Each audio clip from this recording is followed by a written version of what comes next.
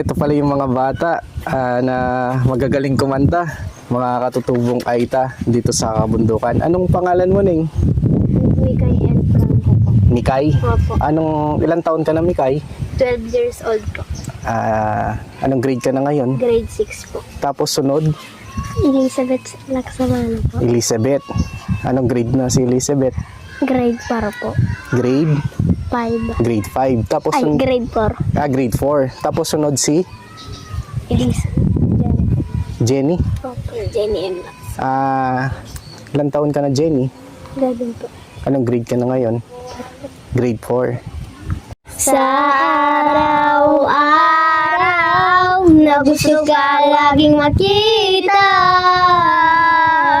nasasabik sa iyong paglalambing. Pag ika'y nakikita, ang puso ko'y nangihina, na para bang pag wala ka'y wala na rin saysay ang buhay kong ito. Wow, wow, wow, wow. Huwag ka lang umalis, huwag ka lang lumayo. Dito ka lang sa aking tabi. Nang dumating ka sa buhay ko, binago mong lahat, pati ang aking mundo. Binigyan mo ng ngiti at ligayang buhay. Pangako ko sa'yo na hindi kita iiwan. Sa tuwing nakikita kong magkasama na kayo, naiinis ako't nasisira ang araw ko. At di ko alam bakit ba nagkakaganto. Sadyang nasasaktan kahit di rin naman tayo. Ang puso ko'y nadurugo, na parang sumisikip ang dibdib ko. Sa tuwing nakikita ko na magkatabi tayo. At kahit di naman tayong dalawa, ay lagi na lang pinagseselosyon siya. Bakit ba siya at bakit di na lang ako? Kahit di naman tayong dalawa, ay lagi na lang pinagseselosyon siya. Bakit ba siya at bakit di na lang ako? Tingin ako, sana'y mamatay na lang tayo. At di ko alam bakit ba nagkakaganto.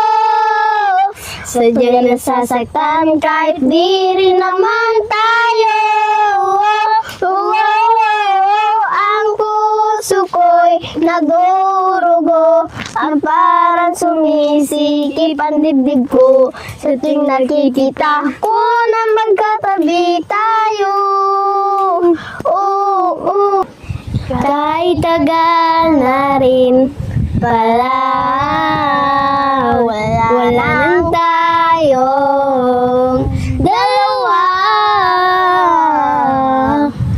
Kahit tagal na rin ng panahon, di nagkikita ang mga puso.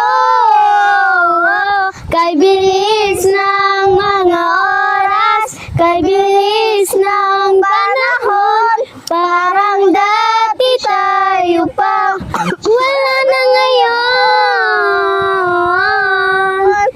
Kung alam mo lang na mahal pa kita, kaso di na pwede dahil meron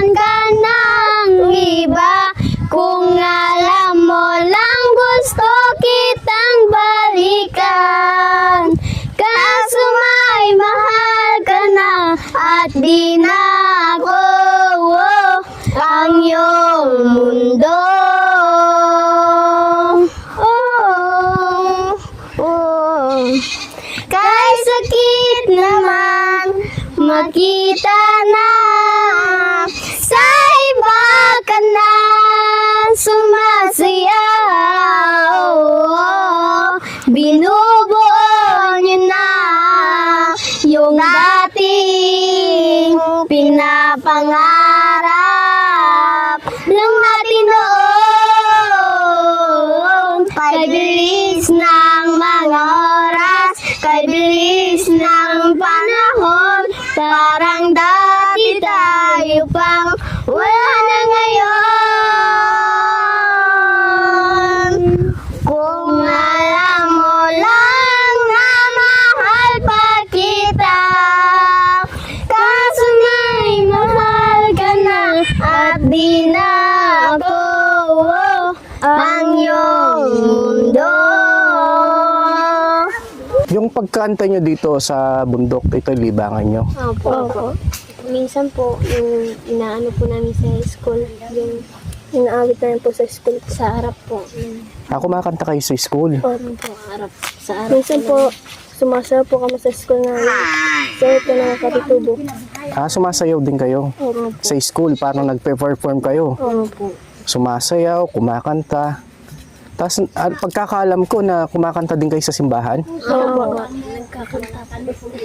Kumakanta. po sa Jesus. Hapon. Kahit na dito sa kabundukan, yung nag-ano kayo na yung pagdadasal, no? Lalo na yung pagkanta sa Panginoon, no? Opo. Ano yung ano nyo? Ano nyo sa buhay? Yung pinapangarap nyo? Ano yung pinapangarap nyo?